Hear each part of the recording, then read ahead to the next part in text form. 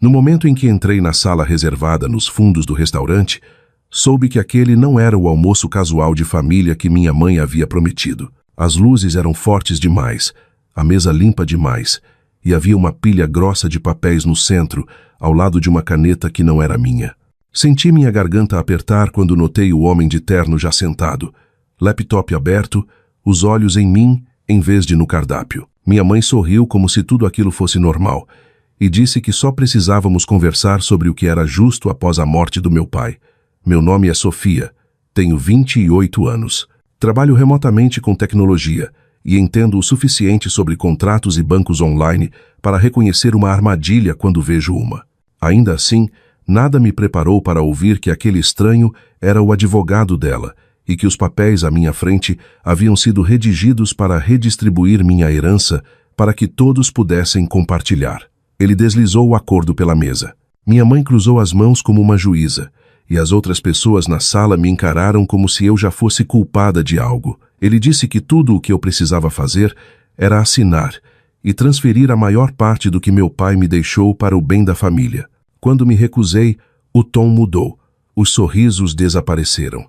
Eles começaram a insinuar que me arrastariam para o tribunal, sujariam meu nome, tornariam tudo muito difícil para mim se eu não cooperasse. Meu coração batia forte, mas eu podia sentir a voz do meu pai no fundo da minha mente, me lembrando de quem realmente tinha a lei do seu lado. Olhei ao redor da mesa, contando lentamente em voz baixa e depois em voz alta.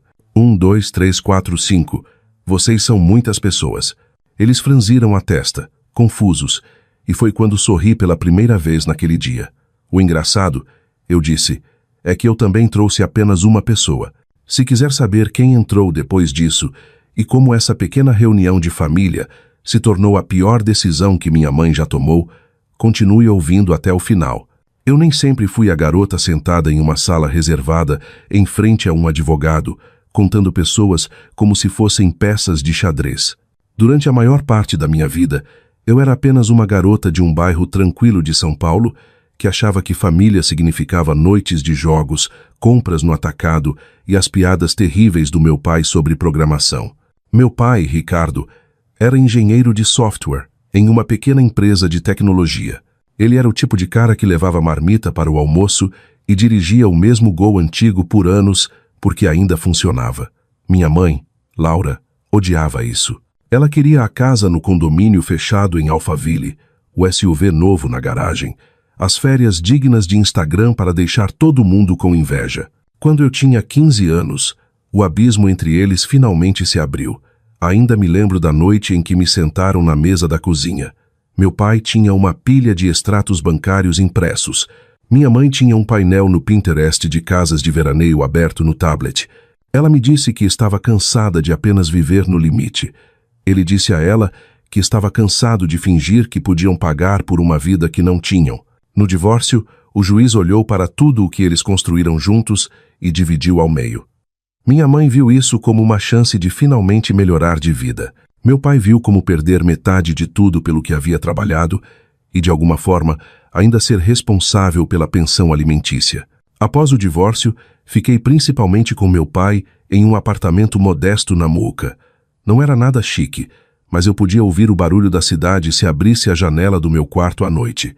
Às sextas-feiras, ele me deixava escolher o jantar no iFood e comíamos pizza direto da caixa enquanto assistíamos Netflix no sofá.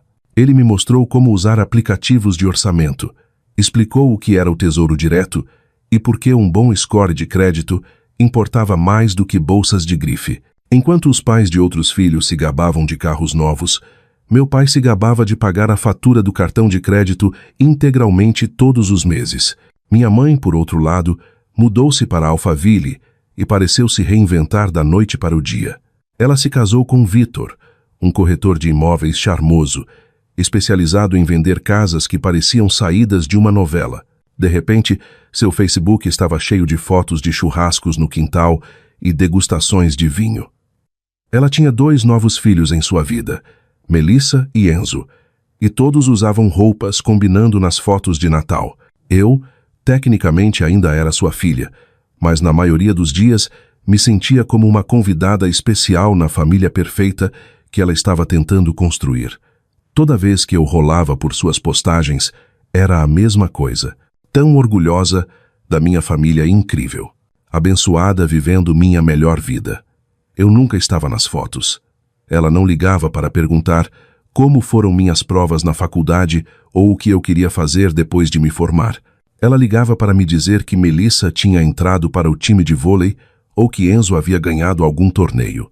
A única vez que meu nome surgia era quando ela reclamava com meu pai sobre dinheiro. Meu pai voltava dessas conversas um pouco mais quieto, um pouco mais cansado, mas sempre se recuperava, ligando um filme antigo e fazendo pipoca na panela. Nos fins de semana, íamos caminhar no parque do Ibirapuera ou fazíamos viagens baratas para o litoral. Ele apontava para as casas nas encostas e dizia: as pessoas ficam obcecadas com isso, mas ainda vão para a cama com os mesmos problemas de todo mundo. Ele manteve nossa vida simples, mas parecia honesta. À noite, quando eu me preocupava que de alguma forma eu era a razão pela qual tudo desmoronou, ele se sentava na beira da minha cama e me dizia: você não deve seu futuro a ninguém só porque eles compartilham seu sobrenome. Construa algo real, algo que pertença a você. Essas palavras soavam dramáticas na época, como algo que um pai de filme diria. Eu não sabia que ele estava se encontrando discretamente com um advogado, atualizando documentos, garantindo que, se algo acontecesse com ele, eu não ficaria à mercê da ideia de justo da minha mãe. Eu pensei que a pior parte da minha vida já tinha ficado para trás quando o divórcio foi finalizado e todos seguiram em frente. Eu não tinha ideia de que uma viagem tarde da noite na rodovia dos Bandeirantes, anos depois, levaria meu pai e transformaria aquelas lições silenciosas sobre dinheiro em uma guerra declarada por tudo o que ele me deixou. Quando você cresce com um pai que verifica 2 vezes cada cinto de segurança e desvia do trânsito só para ter certeza, você nunca pensa que acidente de carro é como a história dele termina. Mas foi exatamente o que aconteceu. Numa noite chuvosa de terça-feira, ele estava voltando para casa pela Bandeirantes depois de ficar até tarde no escritório para finalizar um projeto. Um motorista sonolento invadiu a pista. Houve um engavetamento, e quando a polícia rodoviária me ligou, meu pai já tinha partido. O mundo ficou em silêncio daquele jeito que acontece quando alguém desliga a tomada da sua vida inteira. O funeral foi pequeno e simples, como ele teria querido. Alguns colegas de sua empresa de tecnologia, um casal de vizinhos do prédio, e eu, parada ali, tentando respirar em volta do nó no meu peito. Minha mãe apareceu vestida de preto, como uma viúva de novela. Vitor ao seu lado, Melissa e Enzo um pouco atrás deles, como figurantes. Ela chorou alto o suficiente para todos ouvirem, abraçando pessoas com quem mal havia falado em anos, dizendo a quem quisesse ouvir o quão arrasada ela estava. Fiquei ao lado da urna dele, pensando: você não amava este homem. Você amava a vida que ele não podia te dar. Após a cerimônia, enquanto as pessoas ainda se dirigiam para o estacionamento, uma mulher de blazer azul marinho e sapatos discretos se aproximou de mim. Ela se apresentou como Helena, a advogada do meu pai. Sentamos em uma mesa de piquenique de metal do lado de fora da capela, o ar pesado com o cheiro de flores e café. Ela explicou que meu pai havia sido muito meticuloso, que havia atualizado seu testamento mais de uma vez após o divórcio, que estava preocupado com a pressão potencial de minha mãe. Essa era a maneira educada dela de dizer que ele sabia que minha mãe viria atrás do dinheiro dele no segundo em que ele se fosse. De acordo com o testamento, tudo o que era inquestionavelmente propriedade separada dele após o divórcio, mais os ativos que ele construiu desde então, vinham para mim, o apartamento na Moca, suas ações de tecnologia, alguns fundos de índice, sua previdência privada. Não era dinheiro de bilionário, mas era a riqueza cuidadosa e sólida de um homem que passou a vida inteira sendo responsável. Eu deveria ter me sentido culpada ao ouvir que tudo ia para mim. Em vez disso, senti apenas tristeza e um estranho orgulho, como se ele tivesse conseguido me proteger mesmo do além. Helena me explicou sobre o processo de inventário, como o tribunal basicamente validaria o testamento, supervisionaria a transferência de bens, garantiria que ninguém pudesse contestá-lo sem fundamentos reais. Ela me olhou nos olhos e disse: seu pai foi muito claro, Sofia. Ele queria que você tivesse o controle do seu futuro, sem interferência. A palavra interferência pairou no ar como uma nuvem de tempestade, e na hora certa, meu celular vibrou. Era uma mensagem da minha mãe. Um longo parágrafo sobre como precisamos conversar, como seu pai gostaria que você pensasse em toda a família, como deveríamos lidar com o patrimônio dele como adultos. Ela não perguntou como eu estava. Ela perguntou: quando poderíamos discutir números? No início, tentei dar a ela o benefício da dúvida. Respondi educadamente. Disse que poderíamos conversar depois que o inventário estivesse em andamento. Mencionei que papai tinha uma advogada. Ela ignorou essa parte e foi direto perguntar estimativas aproximadas do que ele havia deixado, como se estivesse avaliando um imóvel. Quando não respondi rápido o suficiente, a chantagem emocional começou. Ela me lembrou de todas as vezes que cuidou de mim quando eu era criança. Como meus anos de adolescência foram caros. Como Melissa e Enzo precisavam de ajuda com a faculdade. Era sempre a mesma frase repetida: você tem que pensar na família. O que ela queria dizer era a nova família dela. Encaminhei as mensagens para Helena. Ela me disse para não compartilhar saldos ou documentos específicos, não assinar nada, não concordar com nenhum acordo privado. Ela disse que, se minha mãe quisesse contestar o testamento, ela poderia contratar seu próprio advogado e entrar na justiça. Mas, com base na papelada que meu pai havia preparado, seria uma batalha perdida.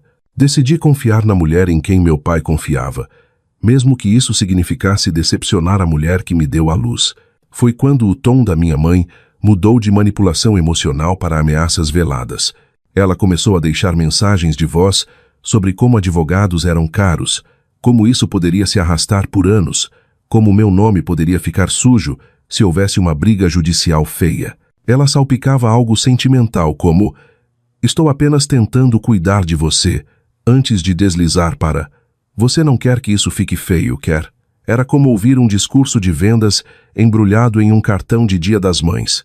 Quanto mais eu me mantinha firme, mais desesperada ela parecia. Parei de atender suas ligações e anotei tudo.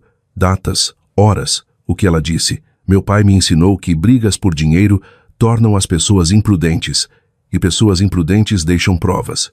Algumas semanas após o funeral, o inventário confirmou oficialmente o testamento. O apartamento, as contas, tudo passou para o meu nome.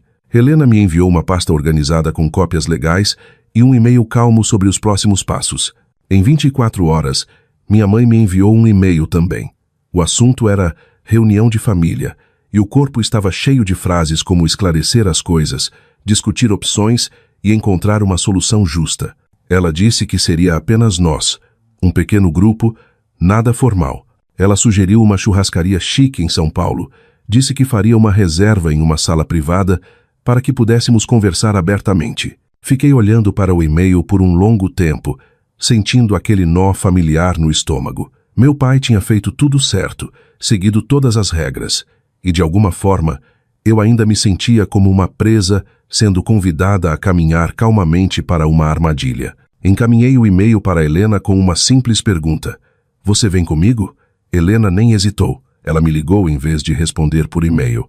Sua voz firme, de uma forma que fez meus ombros finalmente relaxarem um pouco. Ela disse que estaria lá, que eu não iria para nenhuma reunião sozinha, e que, se minha mãe queria jogar com documentos legais, ela havia escolhido a oponente errada. No dia da reunião de família, dirigi até a churrascaria com um nó no estômago e uma pasta na bolsa. Dentro estavam cópias do testamento, a confirmação do inventário e um bloco de notas onde eu havia escrito datas e resumos de cada mensagem de voz e texto encharcado de culpa que minha mãe havia enviado desde o funeral.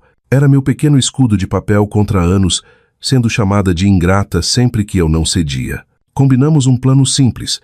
Eu entraria primeiro, veria quem estava lá, veria o que eles colocariam na mesa. Helena esperaria por perto e entraria quando eu mandasse uma mensagem. Dessa forma, minha mãe não teria a chance de dizer que foi uma emboscada, embora fosse exatamente isso que ela havia planejado para mim. O restaurante era o tipo de lugar com música ambiente estranhamente baixa e garçons que nunca deixavam os copos de água esvaziarem. Uma recepcionista me guiou por casais em encontros e almoços de negócios até os fundos, onde uma porta de vidro fosco marcada como reservado já estava fechada. Meu coração bateu forte contra minhas costelas quando ela a abriu, e eu entrei na sala que descrevi quando a história começou. Minha mãe estava sentada na cabeceira da mesa com uma blusa preta, postura perfeita, como se estivesse presidindo uma reunião de diretoria.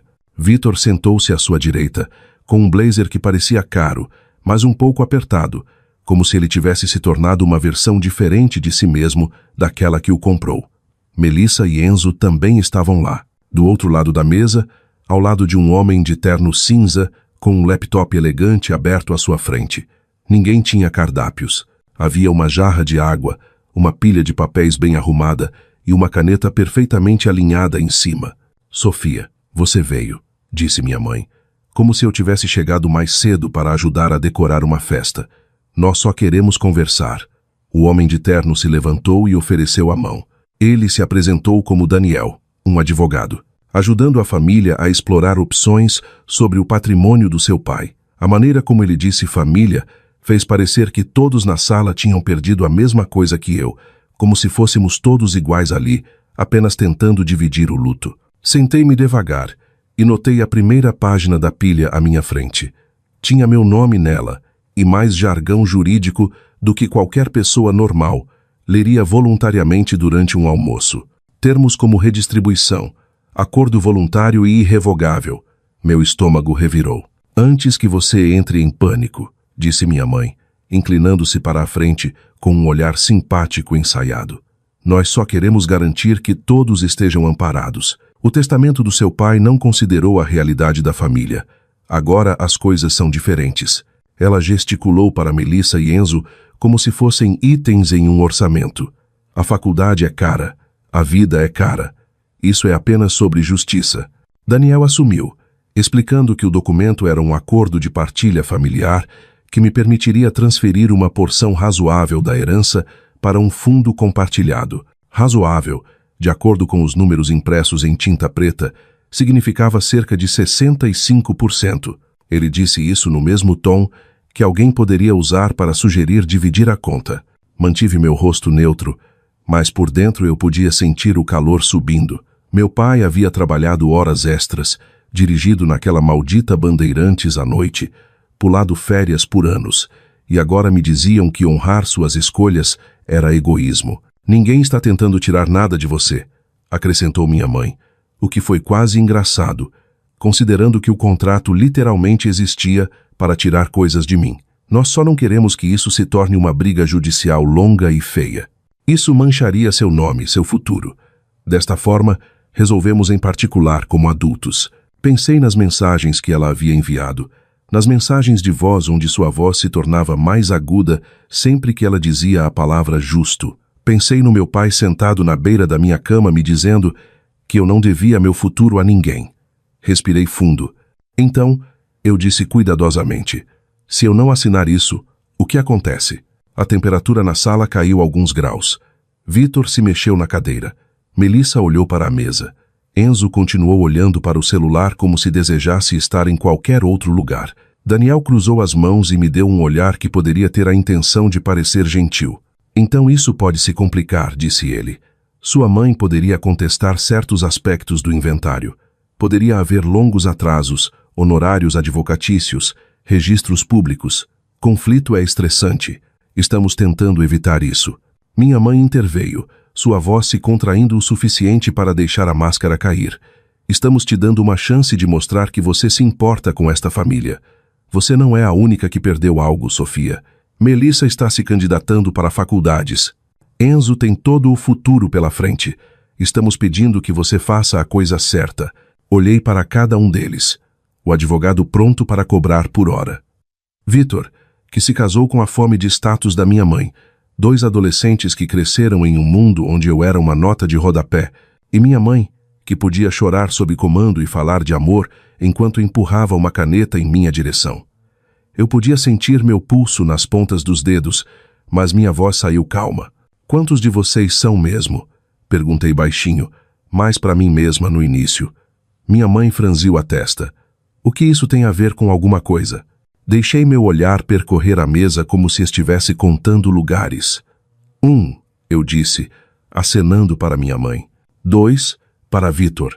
3, 4, para Melissa e Enzo. Parei em Daniel. 5. A sala ficou em silêncio, exceto pelo zumbido baixo do restaurante do lado de fora da porta. Vocês são muitas pessoas, eu disse finalmente, encontrando os olhos da minha mãe. A confusão brilhou em seu rosto. Depois a irritação. Sofia, isso não é uma brincadeira. Eu sorri, e pela primeira vez desde que entrei, senti algo além de medo. Senti-me pronta. Você está certa, eu disse. Não é. Peguei meu celular da bolsa e digitei uma única palavra que já havia deixado em um rascunho antes de chegar. Pode vir.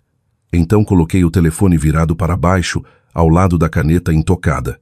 O engraçado, acrescentei, é que eu também trouxe apenas uma pessoa. Uma batida suave soou na porta alguns segundos depois, nítida e precisa. A recepcionista a abriu o suficiente para deixar uma mulher de blazer azul marinho passar, uma pasta familiar na mão e um sorriso calmo e profissional no rosto. Olá, Laura, disse Helena educadamente. Ouvi dizer que você queria conversar sobre a herança da Sofia. Depois daquela reunião, minha mãe parou de fingir que estava magoada e começou a agir como alguém que acabara de perder um lance em uma casa muito cara. Ela saiu do restaurante rígida e, em silêncio, Vitor a seu lado, seu advogado murmurando algo sobre revisitar opções. Helena e eu ficamos para trás por alguns minutos. Apenas o tempo suficiente para minhas mãos pararem de tremer. Ela me disse que eu havia lidado com a situação exatamente da maneira certa, que eu tinha todo o direito legal de dizer não e que, se minha mãe tentasse qualquer outra coisa, nós lidaríamos com isso. Eu queria acreditar que aquele era o fim. Por cerca de 3 dias, meu telefone ficou em silêncio, sem mensagens de chantagem, sem longas mensagens de voz. Quase me permiti pensar que talvez o choque de ter uma advogada de verdade aparecendo tivesse assustado minha mãe. Então as mensagens começaram de novo, mas mais frias desta vez. Ela enviou um longo texto sobre como estava desapontada, como meu pai teria vergonha, como o dinheiro te mudou.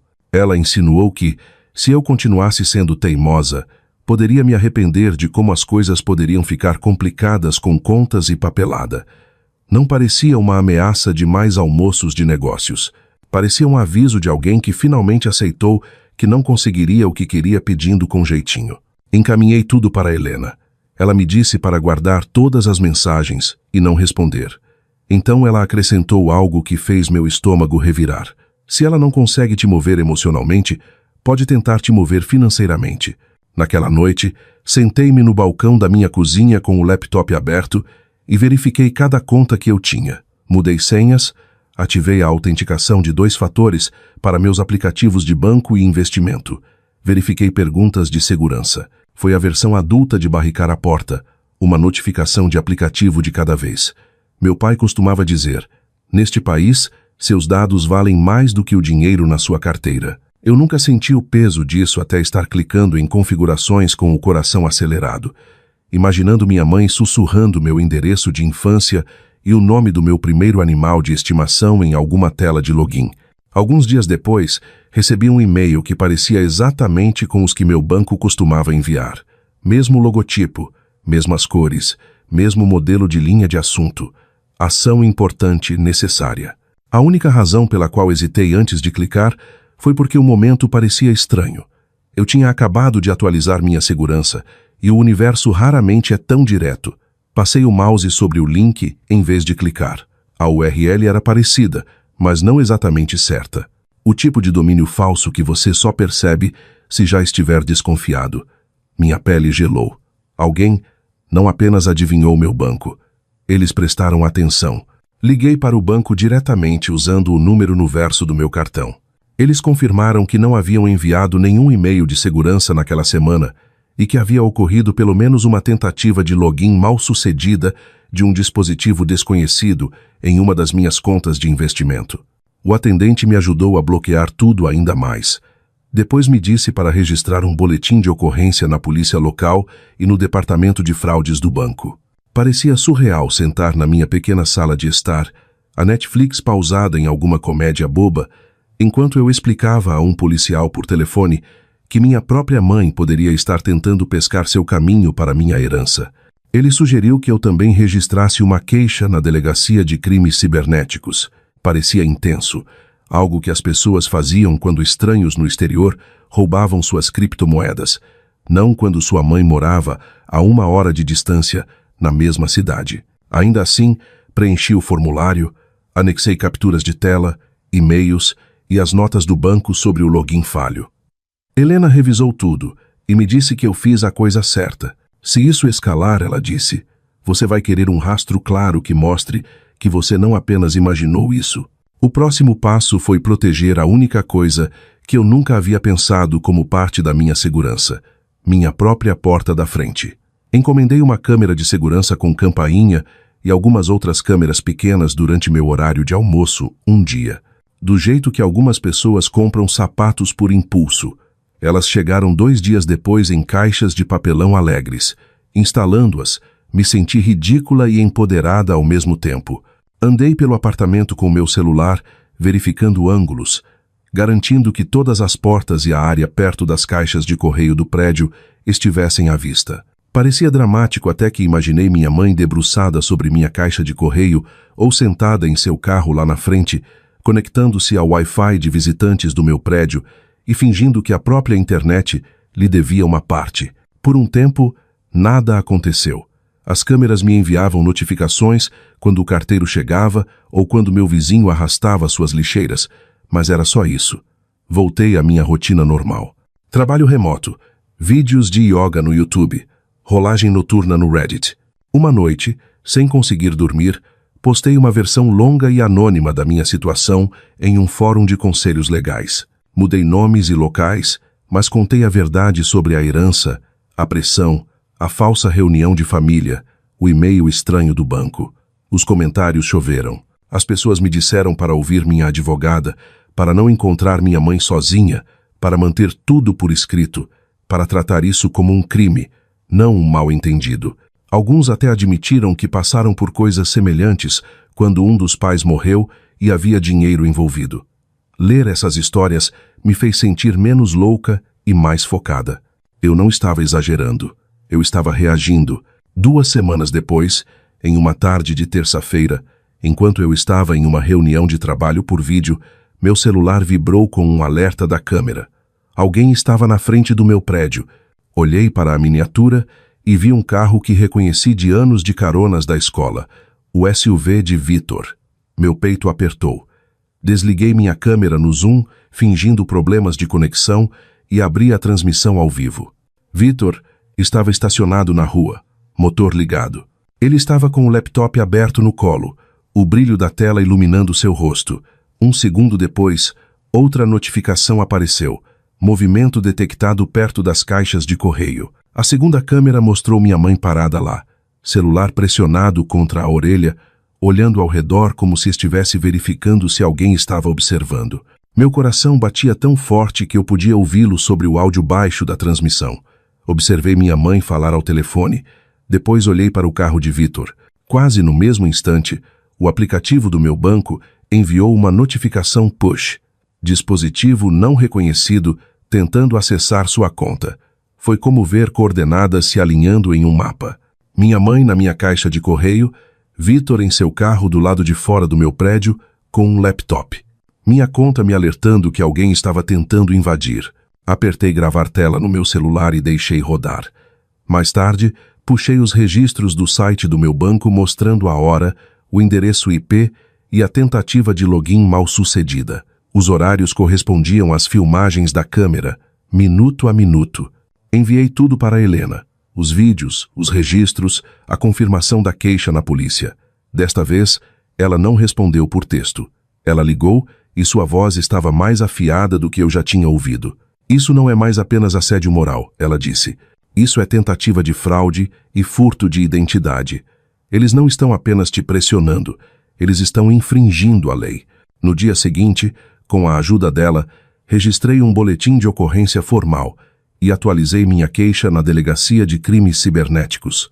Parecia cruzar uma linha da qual eu nunca poderia voltar, mas eu continuei repassando a imagem de minha mãe na minha caixa de correio e Vitor escondido em seu carro como um adolescente tentando roubar o Wi-Fi. O que quer que fosse isso, deixou de ser um drama familiar no momento em que tentaram colocar as mãos no dinheiro que meu pai me deixou, fingindo ser eu. Eu passei meses sentindo que estava sempre um passo atrás de seus esquemas. Agora, pela primeira vez, eu tinha algo que eles não poderiam dissipar com lágrimas ou culpa, prova digital, dura e feia.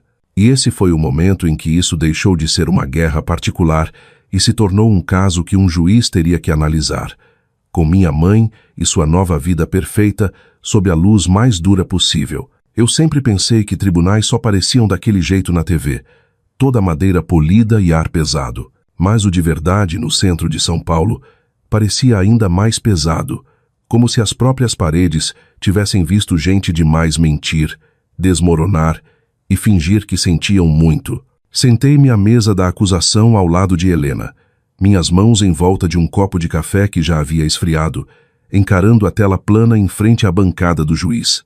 Era ali que minha vida estava prestes a ser exibida em alta definição. Minha porta da frente, minha caixa de correio, minha herança e as pessoas que decidiram que a mereciam mais do que eu. Do outro lado da sala, minha mãe sentava-se ao lado de Vitor, cabelo arrumado, maquiagem perfeita, roupa cuidadosamente escolhida para gritar cidadã responsável, em vez de mulher que tentou invadir as contas da filha. O advogado deles era outro desta vez, mais velho, mais polido. O tipo de homem que provavelmente acreditava que poderia convencer qualquer um de qualquer coisa. Melissa e Enzo estavam na segunda fila atrás deles, vestidos como se estivessem em uma reunião escolar. Eles não iriam testemunhar, mas não podiam fingir que não sabiam por que seus pais estavam ali. Quando o juiz entrou, todos se levantaram. Senti meus joelhos tremerem um pouco, como se estivessem se lembrando de que pertenciam a uma criança, não a alguém prestes a ouvir sua própria mãe ser descrita como criminosa. O promotor expôs o caso calmamente.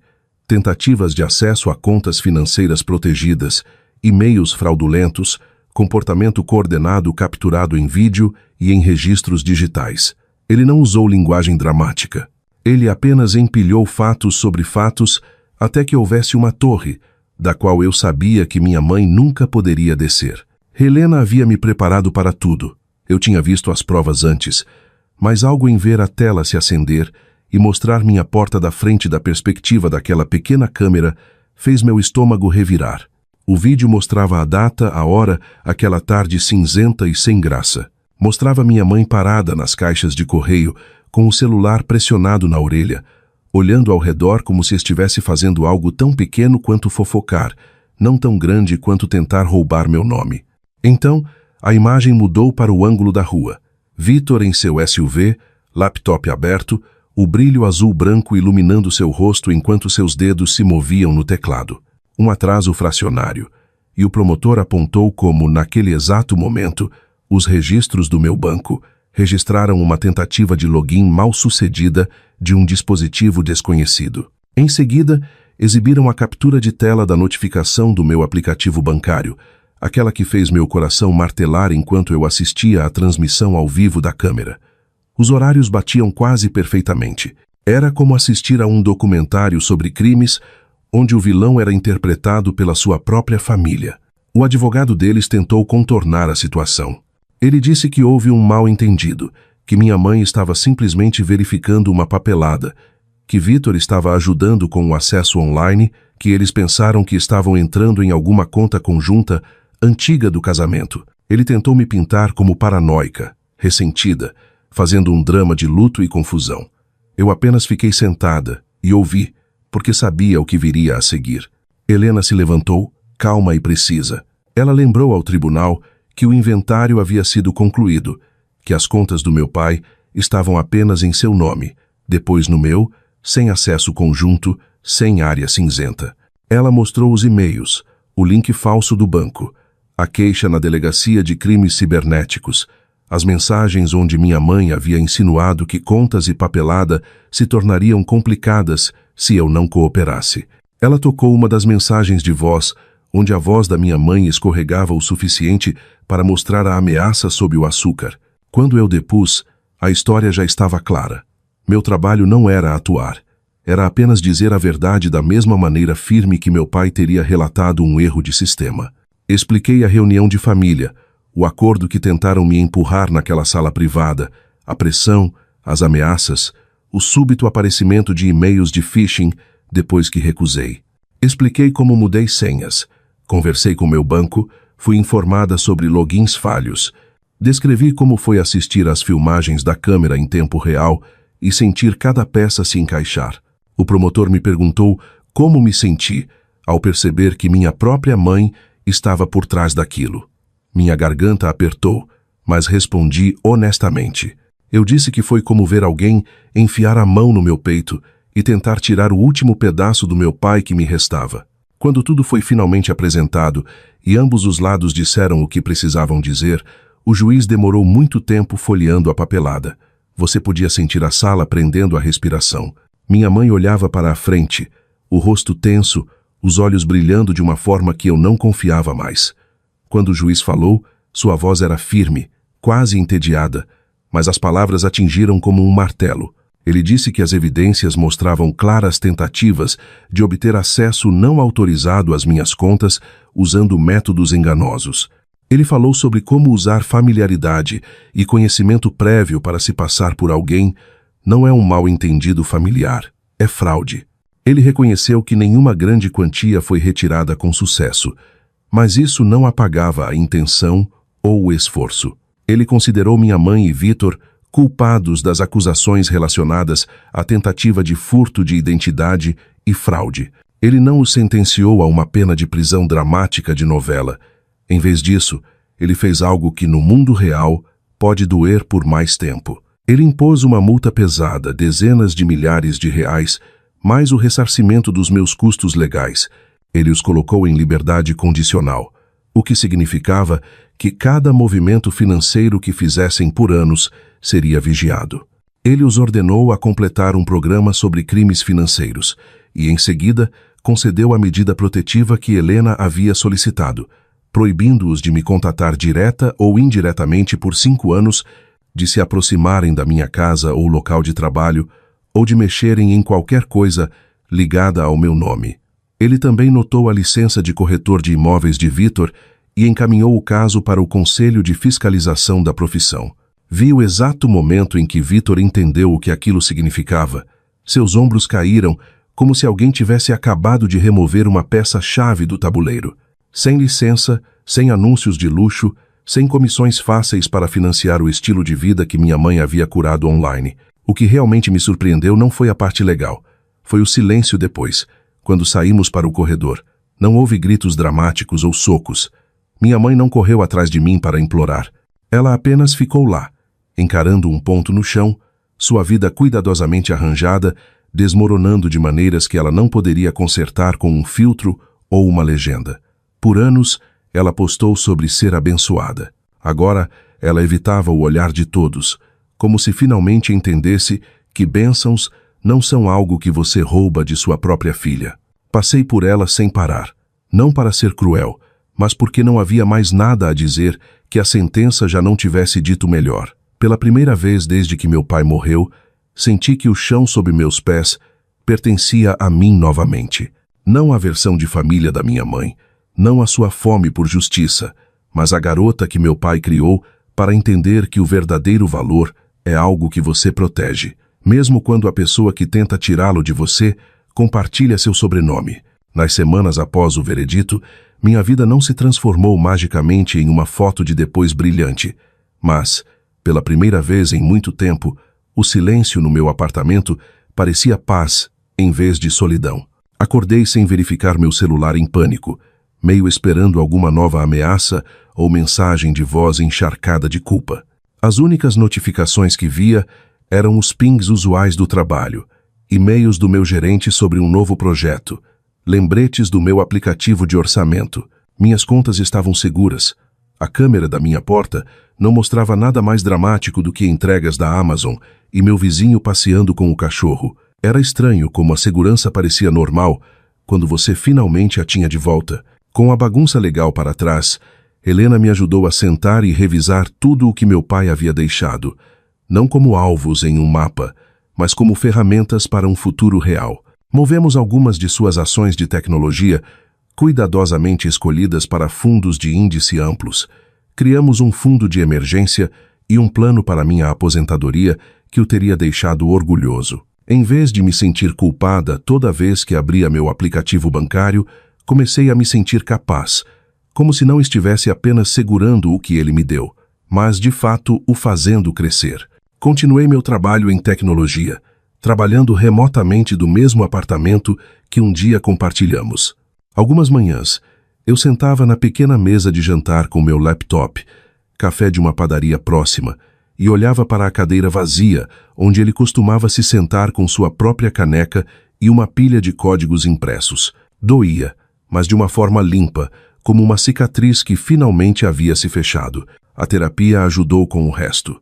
Encontrei uma psicóloga especializada em luto e trauma familiar, alguém que não se abalou quando eu disse em voz alta: "Minha mãe tentou roubar minha herança." Falamos sobre limites, sobre como a família deveria te proteger, não te queimar por partes, sobre como eu poderia carregar a memória do meu pai sem carregar cada decisão ruim que minha mãe tomou. Lentamente, o nó no meu peito se desfez. Percebi que passei anos tentando ganhar um lugar em uma versão de família que nunca realmente me incluiu. Perder essa fantasia doeu menos do que eu pensava. Foi como acordar de um sonho onde você era sempre a cadeira extra na mesa. Comecei a aparecer em outros lugares. Um estúdio de yoga local onde ninguém sabia nada sobre meu sobrenome, apenas que eu sempre pegava um tapete perto da janela. Um encontro comunitário para mulheres em tecnologia que trocavam histórias sobre códigos ruins e chefes piores, mas também sobre apoiar as carreiras e objetivos umas das outras, online. Afastei-me da rolagem infinita de notícias ruins e me aproximei de comunidades que realmente ajudavam as pessoas. Mandei uma mensagem para um moderador de um fórum de finanças pessoais e perguntei como eu poderia retribuir sem me expor demais. Juntos, limpamos meu antigo post anônimo no fórum de conselhos legais e o transformamos em um conto de advertência. Como documentar abuso financeiro, como proteger suas contas, como reconhecer quando conversas familiares sobre dinheiro cruzaram a linha para a manipulação. Com parte do ressarcimento e uma porção da minha herança, fiz uma doação para uma organização que apoia vítimas de fraude e roubo de identidade. Pareceu certo que parte do dinheiro que minha mãe tentou roubar acabasse ajudando pessoas cujas vidas foram destruídas pelo mesmo tipo de crime. Não anunciei isso nas redes sociais, apenas guardei o e-mail de confirmação em uma pasta chamada "Papai gostaria disso." Quanto à minha mãe, as consequências que o juiz impôs fizeram exatamente o que deveriam. As multas e os custos legais a forçaram a vender a grande casa sobre a qual ela costumava se gabar online. Os problemas com a licença de Vitor significaram menos negócios, menos renda, menos posts sobre fechando mais um negócio dos sonhos. O feed do Instagram deles desacelerou. Depois mudou de champanhe e pores do sol para citações vagas sobre recomeçar e aprender quem realmente está do seu lado. Nenhum desses posts tinha meu nome. A medida protetiva os manteve fora da minha caixa de entrada e longe da minha porta. Melissa e Enzo não entraram em contato e eu não os procurei. Talvez um dia, quando forem mais velhos e juntarem os pedaços por conta própria, eles verão o que realmente aconteceu.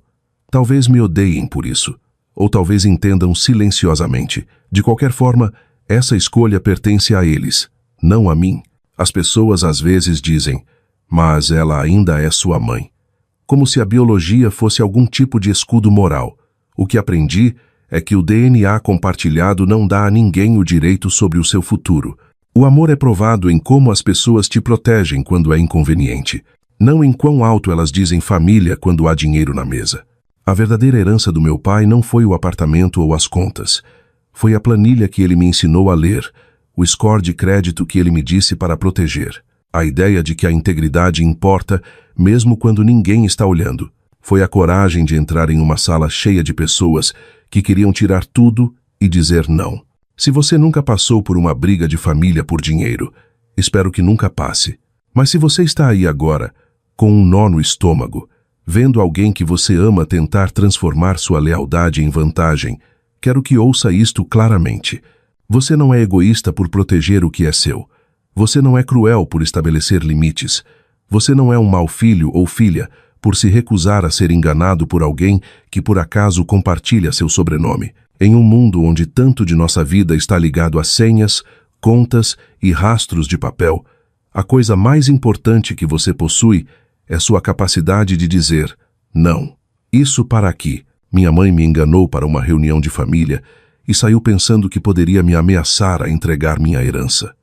O que ela não contava é que meu pai já havia me dado algo que valia mais do que cada centavo que ela perseguiu. O conhecimento de que a verdadeira família protege seu futuro. Eles não tentam roubá-lo.